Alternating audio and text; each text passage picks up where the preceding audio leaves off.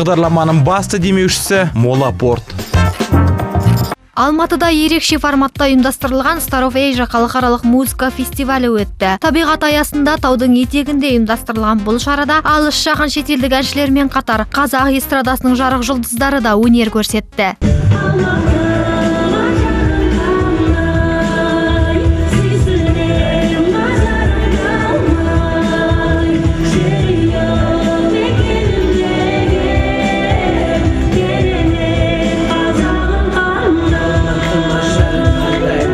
Азия дауысы дәстүрлі музыкалық байқауының символикалық жалғасы деп танылған шараға қала басшылығы мен тұрғындары белсене атсалысты. Қала тұрғындары мен қонақтарына естен кетпес кеш сыйлаған өнер иелері мұндай шараның біздің елде өтіп жатқанына қуанышты. Бүгін бір үлкен халықаралық фестиваль өтіп жатыр. Алматының төрінде, Медеуде.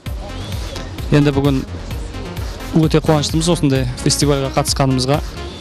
Қатысқаннан бұрын біздің әндердің ішінен жан досым кәдімгі қазақи ән таңдалғанына тағы бір қуаныштымыз. Өйткені біз қазақ болғандықтан бәрі қазақи ән қанымызда сіңіп тұрады. Ол керек. Сондықтан қазір Сейдулла Бәйтерековтің «Жан досым» атты әнін шырқаймыз. Ол біз үшін тағы бір ғанибет. Енді мен үшін Star of Asia деген үлкен жобаның жалпы қайта оралуы өте қуанышты сәттердің бірі. Мен бүгін жеке ән орындаймын, Алматы жайлы өз туған қалама арнау дегенде. Сондықтан би, хореография, жақсы көңіл күй дегенде барлығы да әдеттегідей болуына үміттенемін. Аға буын өкілдерімен қатар жастар да бой көрсеткен бұл фестивальдің қазақ өнерпаздары үшін берері мол. Ең бастысы Star of Asia музыкалық шоуы 118 елде тікелей эфир арқылы тарады. Бұл қазақ әншілері үшін тамаша мүмкіндік дейді шоу-бизнес өкілдері. Жалпы бүгінгі фестиваль жақсы өтуде деген ойдамыз. Адамдардың көңіл күй көтеріңкі. Сонымен қатар біздің көңіл күйімізде өте сондай жоғары болып жатыр. Бұл фестивальге үлкен үміт артамыз. Себебі бұл көптеген мемлекеттерде эфир болады. Сол басқа елдерге біздің өнерімізді көрсетеміз, басқа елді өз өнерімізбен таныстырамыз деген ойдамыз. Қазір біз Star of Asia мерекелік кешіндеміз, яғни фестивалінде бізге өте барлығы ұнап жатыр.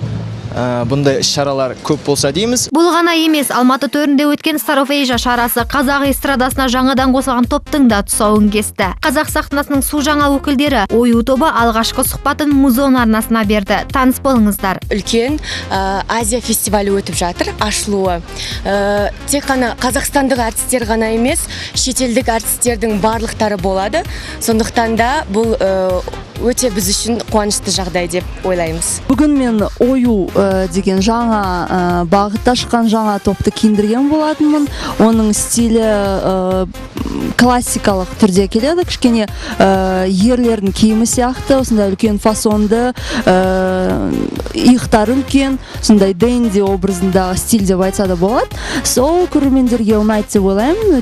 Өздеріне өте жарасымды, өте әдемі көрінеді. Айта кетейік, Star of Asia музыкалық фестивалі Европа, Азия және Америка елдеріне тікелей тарады. Ал Алматыға арнайы келген Евроньюс арнасының түсірілім тобы 2 күн бойы хабар таратумен болды.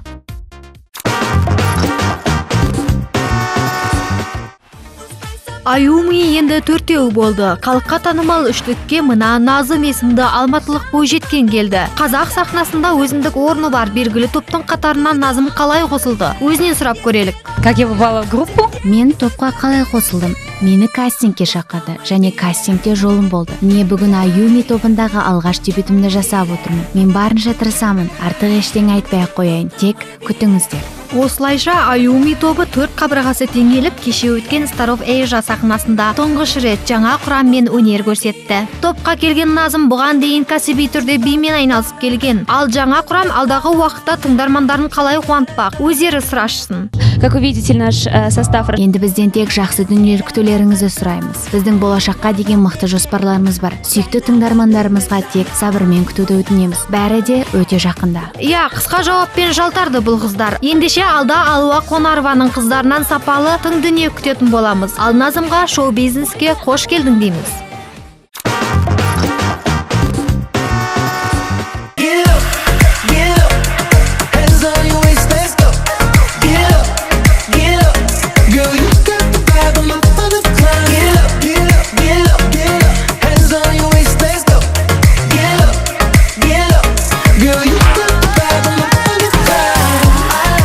жаздың тамылжыған тағы бір кеші артта қалды. Есентай Music фестивалі бұл жолы қала тұрғындары мен қонақтарына қимас кеш сыйлады. Осы аптада ән шырқаған өнер иелері жиналған жұрттың ыстық ықыласына бөленді. На самом деле нам очень-очень было приятно выступить сегодня. Шынына келгенде бүгін мынадай ғажап сахнада өнер көрсету біз үшін өте керемет болды. Атмосфераның өзі ғажап. Адамдар біздің әнге билеп қосылып, бізді қолдап жатқанда бүгін өнер көрсету біз үшін өте әсерлі және ұмытылмастай болды. Алматылықтар мен қала қонақтары көптен күткен туралда тыңдармандармен сағына қауышты. Әншіні сахнадан ұзаққа дейін жібермеген жұртшылық бар ықыластарымен қолдап жатты. У меня настроение сегодня действительно замечательное. Менің бүгінгі көңіл күйім шынымен керемет. Мұнда келе жатқанда қалай болады, кім келеді деп уайымдадым. Бірақ келгенде шынымен таң қалдым. Осындай аураны, энергияны көптен сезінбеп едім. Бүгінгі барлық келушілерге, ұйымдастырушыларға, Музон арнасына шексіз алғысымды білдіремін. Есентай Music фестиваліне келушілер жаз аяқталуға жақындаған сайын бұл кешті қимайтын сияқты. Ерекше әсерде ән кешін тамашалаған жұртшылық әдеттегідей өз ойларымен бөлісті. Спасибо каналу Музон.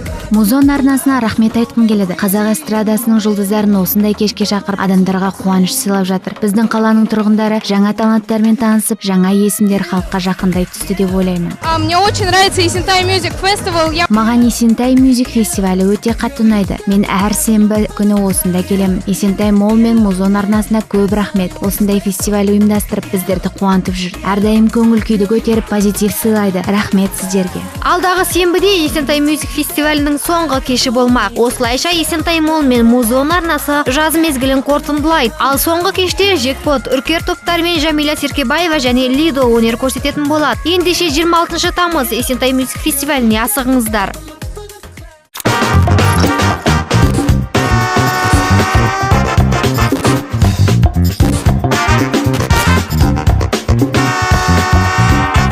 Бағдарламаның басты демеушісі Мола Порт.